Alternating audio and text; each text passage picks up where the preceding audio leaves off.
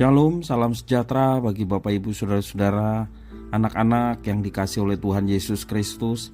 Berjumpa kembali bersama saya Pendeta Eka di dalam renungan firman Tuhan pada hari ini, Rabu 3 Agustus 2022. Sukacita dan damai sejahtera dari Tuhan Yesus Kristus kiranya menyertai hidup kita sekalian. Puji nama Tuhan.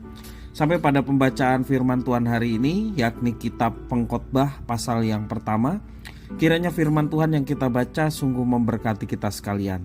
Baik, sebelum kita akan merenungkan bagian firman Tuhan hari ini, kita akan berdoa. Tuhan Allah Bapa di surga, di dalam nama Tuhan Yesus, kami datang kepadamu mengucapkan syukur, terima kasih untuk kasih dan pemeliharaan Tuhan kepada kami semua sampai pada hari ini.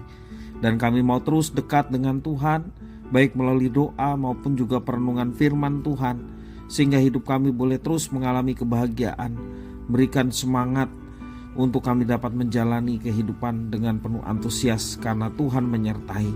Karena itu firman Tuhan selalu ingin kami perdengarkan. Kau mampukan untuk kami dapat memahami apa yang Kau maksudkan.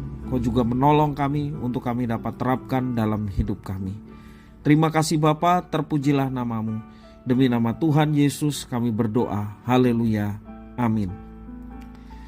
Saya akan membacakan ayat yang pertama sampai ayat yang ke-11 dari Pengkhotbah yang pertama. Mari kita membaca firman Tuhan. Inilah perkataan pengkhotbah anak Daud, raja di Yerusalem.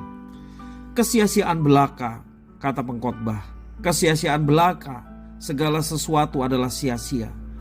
Apakah gunanya manusia berusaha dengan jerih payah di bawah matahari? Keturunan yang satu pergi dan keturunan yang lain datang, tetapi bumi tetap ada. Matahari terbit, matahari terbenam, lalu terburu-buru menuju tempat ia terbit kembali. Angin bertiup ke selatan, lalu berputar ke utara, terus-menerus ia berputar, dan dalam putarannya angin itu kembali. Semua sungai mengalir ke laut, tetapi laut tidak juga menjadi penuh. Kemana sungai mengalir, ke situ sungai mengalir selalu. Segala sesuatu menjemukan sehingga tak terkatakan oleh manusia. Mata tidak kenyang melihat, telinga tidak puas mendengar. Apa yang pernah ada akan ada lagi, dan apa yang pernah dibuat akan dibuat lagi. Tidak ada sesuatu yang baru di bawah matahari. Adakah sesuatu yang dapat dikatakan, lihatlah ini baru, tetapi itu sudah ada dulu, lama sebelum kita ada. Kenang-kenangan dari masa lampau tidak ada, dan dari masa depan yang masih akan datang pun tidak akan ada kenang-kenangan pada mereka yang hidup sesudahnya. Bapak Ibu, saudara-saudara yang dikasihi oleh Tuhan, pengkhotbah menyebutkan segala sesuatu adalah sia-sia. Untuk memahami kata sia-sia yang digunakan pengkhotbah, kita didorong untuk melihat seluruh kehidupan kita. Berapa banyak waktu, materi, juga tenaga yang kita gunakan untuk mengontrol hidup kita? Berapa banyak kegagalan yang kita alami? Kebalikan dari keinginan kita, hanya sedikit hal-hal yang bisa kita kendalikan. Pada akhirnya kita hanya bisa pasrah dan berseru sia-sia. Demikian juga dengan kata menjemukan. Pengkhotbah mengungkapkan banyak hal yang dilakukan manusia tidak pernah memuaskan mata dan telinga. Ayat yang ke-8. Tidak terbantahkan bahwa banyak orang menghabiskan waktu, tenaga, dan berbagai sumber daya dari Tuhan, tetapi berujung pada kematian juga. Apa yang telah dicapai manusia akhirnya tidak dapat dinikmati lagi karena datangnya kematian. Satu generasi mati dan digantikan generasi berikutnya, namun tidak ada yang tersisa. Kenangan pun tidak ada, karena tidak ada yang mengingat dan mengenang mereka. Ayat yang ke-11 mengatakan demikian. Pandangan pesimis pengkhotbah juga menggambarkan manusia di masa sekarang. banyak orang bersikap pesimis dalam hidup dan tidak mempunyai pengharapan.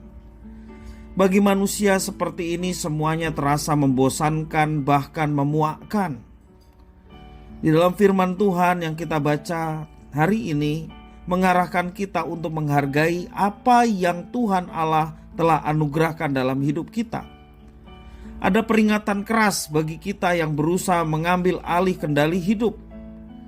Kita mesti mengakui bahwa itu semua berada dalam kendali Tuhan, bukan kita, hanya manusia ciptaan. Peringatan ini menjadi alasan bagi kita untuk mengalami pertobatan dan juga pembaruan cara hidup.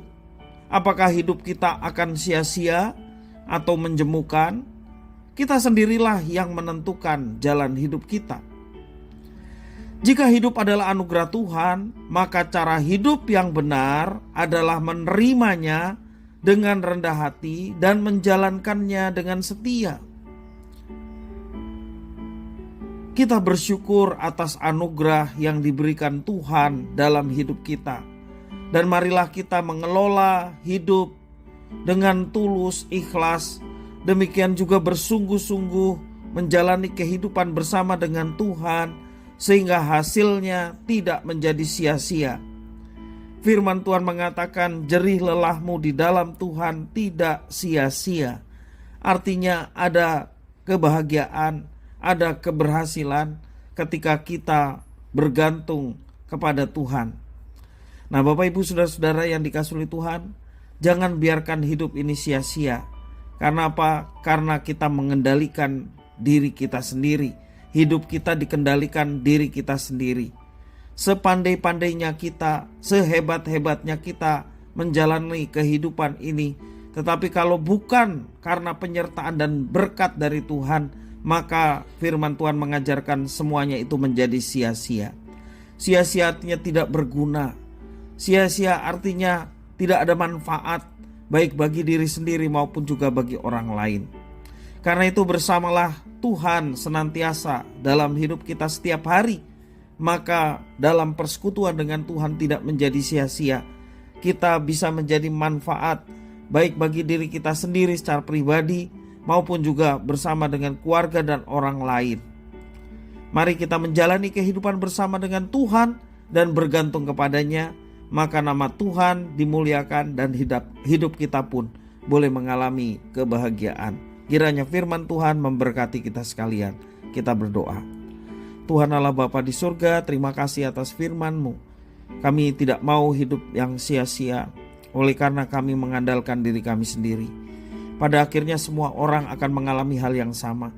Tetapi karena itu kami mau menggunakan hidup yang dipercayakan Tuhan, walaupun sementara di dunia ini, tetapi hidup yang penuh dengan makna, dan makna yang sejati ketika kami boleh bersama dengan Tuhan selama-lamanya, sehingga hidup kami penuh dengan kebahagiaan, sukacita, semangat, dan hidup kami pun boleh menjadi manfaat bagi orang lain untuk kebaikan mereka, sehingga mereka pun boleh mengenal pribadi sejati dari Tuhan, yakni Yesus Kristus yang menjadi penebus dan Tuhan kami. Terima kasih ya Tuhan. Inilah doa, permohonan ucapan syukur kami atas firman-Mu. Demi nama Tuhan Yesus kami berdoa. Haleluya. Amin.